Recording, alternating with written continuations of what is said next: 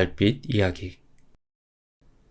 옛날에 어느 마을에 일손 빠르기로 유명한 처녀가 있었습니다. 얼마나 빨랐냐 하면 누에씨를 받아 키워 고치를 짓고 고치를 삶아 명주씨를 뽑고 그것으로 옷감을 짜서 염색까지 하는데 걸리는 시간이 고작 반나절이었죠. 아침에 일어나 만들기 시작하면 점심때쯤에 옷 한 벌이 나오는 셈이었습니다. 또한 대체로 손이 빠르면 솜씨가 거칠게 마련인데 처녀가 만든 옷은 흠잡을 데 없이 깔끔했습니다. 그리하여 부잣집 마나님이나 아가씨들이 그 처녀에게서 옷을 지어 입으려 하는 통에 일감이 끊이질 않았고 돈도 잘 벌었죠. 이렇게 흔치 않은 재주를 가진 딸을 지켜보는 부모님의 마음은 참으로 흡족하였으나 처녀의 홍기가 다가오자 오히려 심란해졌습니다. 아무리 봐도 처녀의 신랑감으로 눈에 들어오는 사람이 없었기 때문이었습니다. 그래서 결국 신랑감을 찾는 방을 붙였는데 그 내용은 이러했죠. 우리 딸은 반나절 만에 옷 한 벌 뚝딱 만들 수 있는 재주를 가졌는데 그에 걸맞는 재주나 기술이 있는 사윗감을 찾고 있어. 그러나 여러 날이 지나도록 찾아오는 사람은 없었습니다. 방의 내용을 보고는 감히 자신의 재주를 자랑할 수 없었던 것이었죠.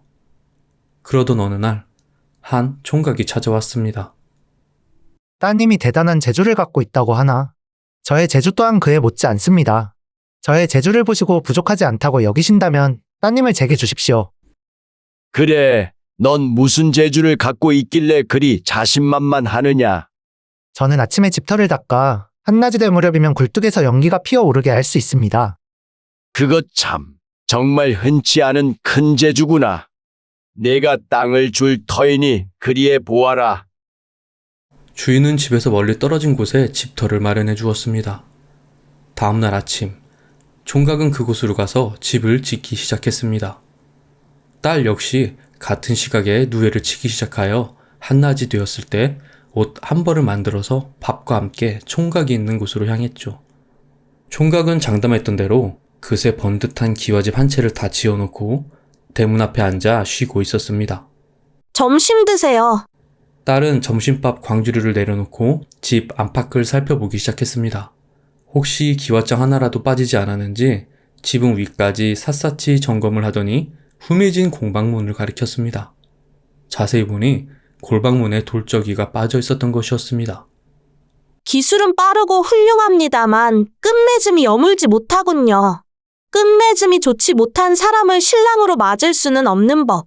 어쨌든 수고했으니 이 옷을 입고 떠나주세요. 집을 다 지어놓고 시간이 남아 빈둥대면서도 깜빡하고 그걸 놓치다니. 총각은 가슴을 치고 한탄하였지만 이미 소용없는 일이었죠. 그렇게 총각은 마을을 떠났습니다. 그리고 고개 넘어 주막에서 하룻밤을 지내고 가기로 했죠. 다음날 처녀의 집에 또 한 총각이 찾아왔습니다. 저는 반나절 안에 3,000평의 논에 모를 다 심을 수 있습니다. 그것 참 신기한 재주구나.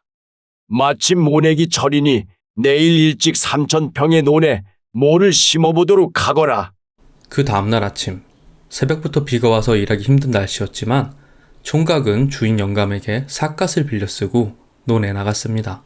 그리고 모를 심기 시작했는데 일이 거의 끝나갈 무렵에야 비가 그쳤죠. 총각은 비가 멈추자 삿갓을 벗어놓고는 마지막 남은 논에 모를 심기 시작했습니다. 그리고 약속한 대로 점심때가 되기 전 일을 끝마쳤습니다. 논두렁에 앉아 쉬고 있자니 점심밥 광주리를 이고 새 옷을 옆에 끼고 오는 처녀의 모습이 보였습니다. 점심 잡수세요. 처녀는 총각 앞에 점심밥을 내려놓고는 모심기를 끝낸 3,000평의 논을 꼼꼼히 둘러보았습니다. 그러다가 논의 끄트머리에 놓여있는 삿갓을 집어들었는데 그곳은 마치 구멍이라도 난 듯 동그랗게 비어 있었죠. 정말 놀라운 재주지만 이렇게 허술한 데가 있으니 당신을 신랑으로 맞을 수는 없어요. 그나저나 수고하셨으니 이 옷이나 입고 가세요. 오만상을 찌푸리고 터덜터덜 마을을 빠져나가던 총각의 발걸음은 어느새 고갯길 주막에서 멈췄습니다. 그리고 그곳에서 자신과 같은 옷을 입고 있는 남자를 만났죠. 설마 당신도 그 집에 갔다 왔던 거요? 말도 마시오. 기갓집 한 채 지어주고도 태자를 맞았다오. 난 3,000평에 뭐를 심어주고도 일이 쫓겨나는 길이라오. 그들은 서로 신세한탄을 하며 날이 저무는 줄도 모르고 함께 술을 마셨습니다. 다음 날 처녀의 집에 또 한 총각이 찾아왔습니다. 그는 말했죠. 저는 천하제일의 재주를 가진 사람으로서 저와 필적할 만한 배우자를 원합니다. 그래, 무슨 재주를 갖고 있길래 그러는가? 저는 벼룩 3,000마리를 모아 그 벼룩 한 마리 한 마리마다 굴레를 씌울 수 있습니다.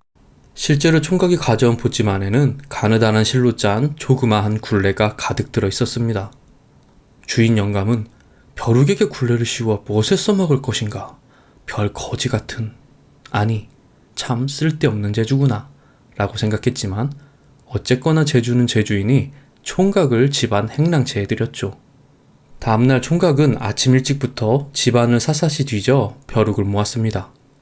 3,000마리의 벼룩을 다 모으자 그것을 자루에 담아 골방으로 들어가 한 마리 한 마리마다 굴레를 씌우기 시작했죠.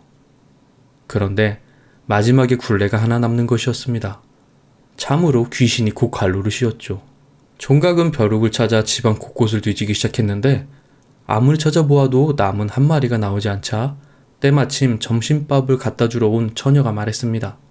당신 같은 재주는 처음 봅니다만 약속은 약속이지요. 이 옷을 입고 떠나주세요. 그리 말하고 그녀는 총각이 하루 종일 모은 3,000마리의 벼룩을 삼태기에 담아 마당에 내놓고는 헐헐 불에 태워버렸습니다.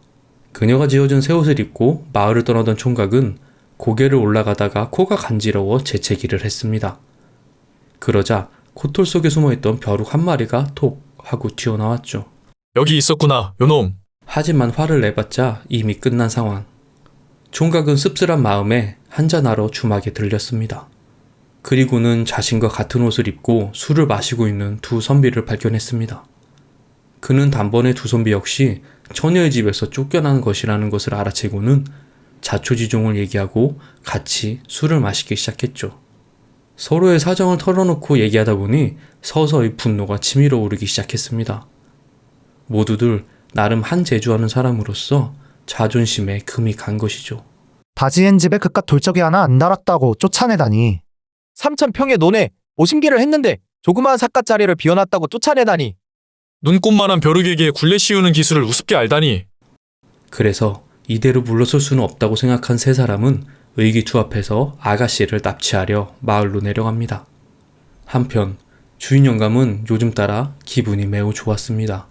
손끝 하나 움직이지 않고도 기와집이 생겼고 3,000평의 논에 모내기를 반나절 만에 끝냈으며 온 집안의 벼룩들을 말끔히 소탕했으니 기분이 좋을 수밖에 없었죠. 오히려 딸의 신랑감은 뒷전이었고 내일은 어떤 재주를 가진 신랑감이 와서 어떤 도움을 줄까나 하며 흐뭇한 미소마저 지었습니다. 그리고는 일찍 잠자리에 들었습니다. 그 틈을 타 새 총각은 자고 있던 처녀를 이불째 둘둘 말아 언덕 위 절벽으로 갔습니다. 그리고는 셋 중에 누가 처녀 신랑이 될 것인가를 두고 밤새도록 내기를 했죠. 닭싸움과 씨름, 자치기와 제기차기 등등.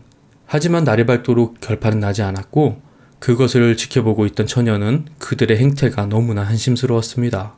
그래서 이런 불안당 같은 놈들에게 시집가느니 내 스스로 정절을 지키며 죽는 것이 낫겠다. 라고 말하며 바위 아래로 몸을 날렸습니다. 그때 강에서 뗏목을 타고 물길을 따라 내려오던 한 총각이 이 광경을 보았습니다. 그리고는 급히 뗏목을 강둑에 매놓고 대장간에서 낫을 만든 뒤 대나무 숲에 들어가 대나무를 베어 그것으로 바구니를 만들었죠. 그리고 다시 번개같이 달려와 물속에서 허우적대는 처녀를 대나무 바구니로 건져 올렸습니다. 이 모든 일들이 처녀가 바위에서 뛰어내려 강물에 빠지기까지 순식간에 이루어진 일이었죠. 그는 누구보다 발이 빠른 총각이었던 것입니다.